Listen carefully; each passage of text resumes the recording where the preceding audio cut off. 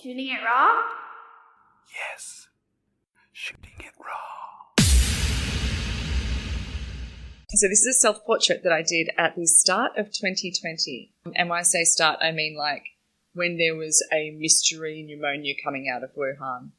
And I'm like, this is definitely not going to impact the rest of my life. So I wanted to do something that actually showed what I do. So obviously it's a trademark of mine to have those, selfies like reflected in a mirror. But because I am a studio photographer and I use strobes, I wanted to try and do it in a way that actually shows how light interacts with subjects, but has me as the subject. So this is in my old studio, which was in my apartment in Shupai Terrace. And Pantone release colours every year, the colour of the year, and it was that really beautiful blue. And I just wanted to be, weren't we all full of vim and vigour at the start of 2020? Right. It was so naive. Oh my God, babes in the woods. And, after the turmoil of 2019 in Hong Kong, I was just so hopeful. And I was in the corporate world for many years. And it was like Vision 2020, all of that like rah-rah, inspirational / motivational, big quotation mark stuff. So I really love this photo. And, I'm just like being all ridiculous in my high-heeled docs and my leather pants. But I really love how the lights look. So you're standing, it's your whole body, you're sort of leaning on, it could be, I guess it's like a case. It's a pelican. It's that pelican over there. No free publicity for Pelican. No. They're the worst sponsors. They never pay. Is that true? They have yet to ever send me a check. Boo. They're not actually a sponsor. That's fine. So you're sort of your arms there. Your pose is like one leg is kind of crossed. You're standing. You've got a shutter release in your hand, like a trigger, and you've got the strobes and the diffuser lights sort of behind you. The lighting is beautiful. You can see that the background is held up on the stands. That this is a studio photo, and you're just looking right to the camera. The lighting's very beautiful. The blue is a blue that I am very drawn to. It's very dark, rich, sort of almost navy. And there's this one of the gold reflectors. So as a photograph, it's, I wouldn't necessarily think, this is high experimental art, but it is a very accomplished. You obviously know what you're doing in the studio. We try. We better. So what's the history of you in photography? Like what? So you said you've always had the cameras, but when did you buy all this gear? Like we're surrounded by beautiful lights and all this kit, and you're in your own studio. I'm in my own studio. Sell it. It's I'd always been like a passionate amateur, and I moved to Sydney out of country Victoria when I was about 23, and just had like this little Fuji like point and shoot. It was a pretty little point and shoot. It looked a lot fancier than it was. And I was just always the one who would have a camera. And I'm showing my age, but this is like before camera phones.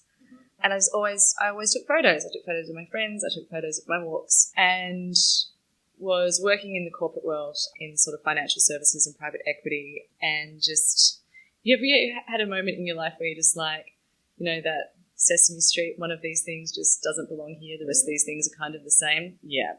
You must have had that realization pretty young. I was pretty young. You look really young right now. So. Thank you. I'd like to thank my dermatologist. Also a person with yet to baby. And I went back to school. So I went back to study photography at night at the Australian Centre of Photography in Sydney. Wow. And just sort of built on course. And they were wonderful. Absolutely brilliant. And, I thought a little bit of knowledge can go a long way. And I went, that's it. I'm going to quit my job and it's going to be awesome. And I found out I was expecting. I was pregnant with my daughter, Alexandra, who's turning 9 next month. So it was the biggest blessing, but also it's probably not a great time to quit your job. So Alex was born in April. And I was pretty confident I wasn't going to go back to that role that I was on maternity leave from. And I just, started being a second shooter with some other photographers and learning and continue doing courses. Yeah, and I was doing some like family portraiture and stuff. I really wanted to be a photojournalist. So that was always my passion. And that was sort of the end game, if you will. And then Alex and my husband at the time, we moved to the Philippines in 2013. And the Philippines is not a shining light when it comes to how they treat journalists in general, much less 20-something-year-old female journalists. I was doing work. I've always been really passionate about using photography as a tool to tell the stories.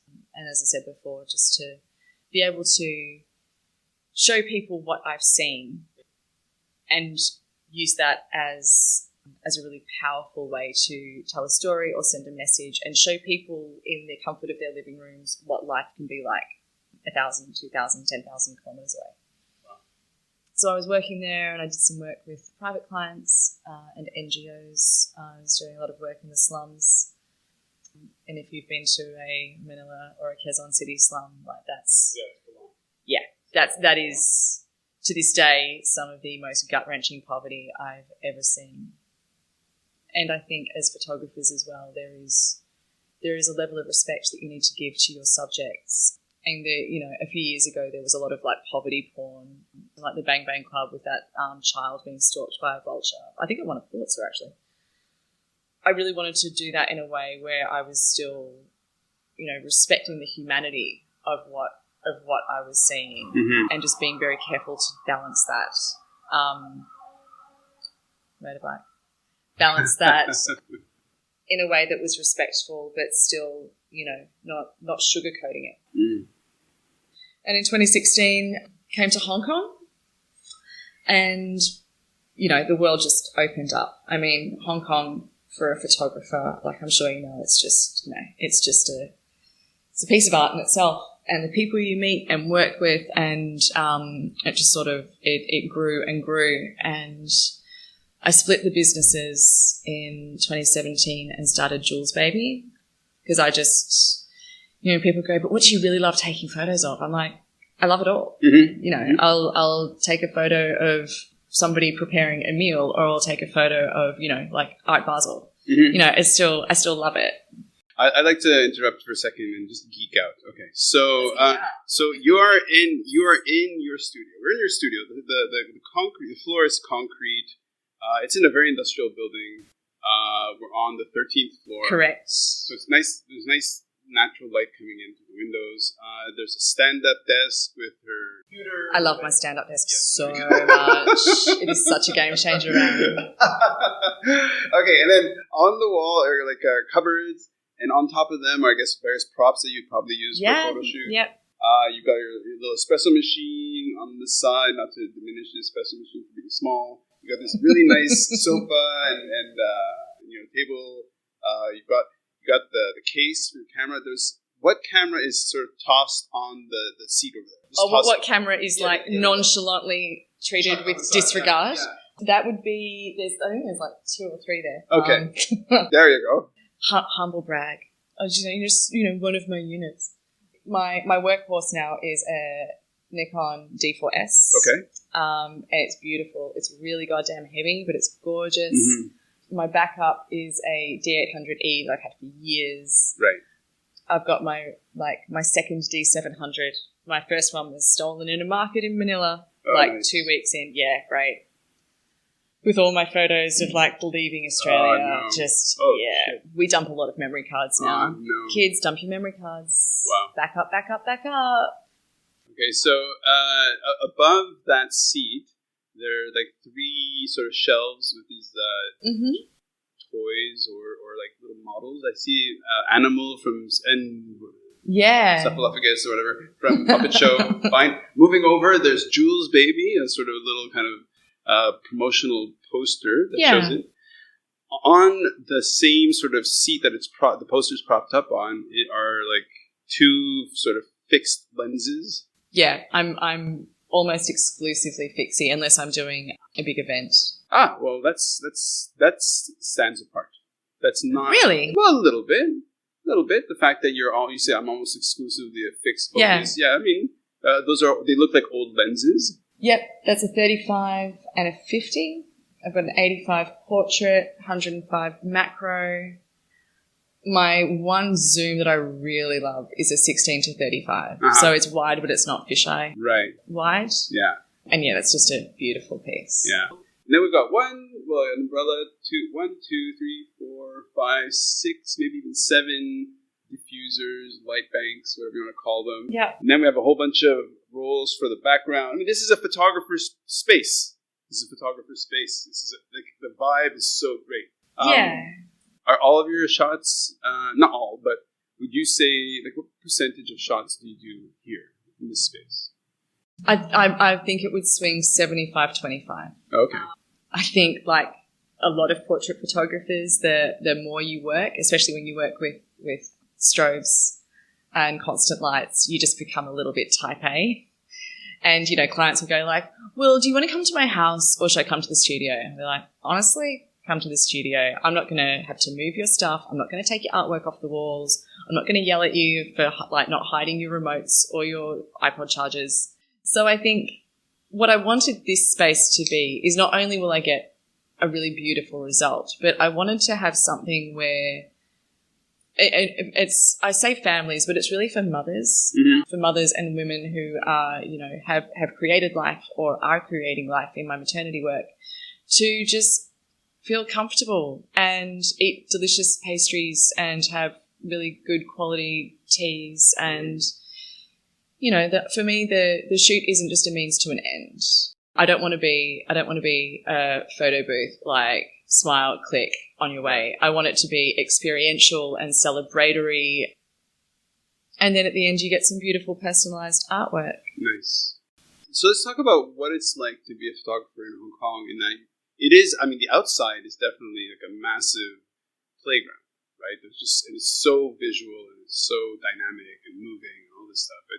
It can be overwhelming, and it has the full range from, you know, the natural landscape, you know, the jungles and the animals. Completely. Like, so that's, for those of you listening at home, from my balcony, you sort of look out to Aberdeen Marina, but this is not a visual medium because I'm literally in my workout gear, and I get to walk to the studio every morning. It's like 5.5K. And just the landscape of Hong Kong as well on the south side is just beautiful. So dramatic. Nice hills, water. You can like or dislike the industrial. I love a bit of grit. It's almost like a kind of a surrealist scene. Yeah. Where you're just like the grids and the lines and everything are so tall and they kind of clash with each other, and you'll have one sort of scheme on this side which is like pink and pastel and white, and then you've got this sort of... It's really jarring. Yeah. It's really jarring. And you can tell, like, the gentrification that came through here in the past few years. So you do have, like, really raw concrete, rust stains on the side compared to these, like, brand new, like, serviced offices. Yeah, it's that sort of juxtaposition that I love about Hong Kong. Like, it's perfectly imperfect. Or imperfectly perfect. Better. I have no idea. I'm going to defer to you. So this image that you sent, which is a self-portrait. Now, I did notice that you have a lot of self-portraits where you're just holding up the camera into a mirror and it's photographing you. And at this here you can see your face, but you've got many series where the camera's hiding your face. Is that possible? Or am I imagining that? No, I think I just started doing that in the Philippines. You know, I remember back in the day when Facebook was just a fun way to catch up with people and not a way to start an insurrection.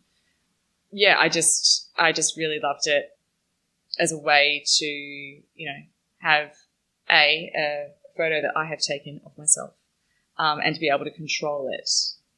And once again, because I learnt photography on cameras, my iPhone photography is appalling. It is, I walk into things, I fall over things, like the horizon's like at 30 degrees, like it's shockingly bad. And people go like, Jules, isn't this your job? I'm like, not on an iPhone. I use actual cameras. Very important. So good. I know. Good. It's so I love funny. it.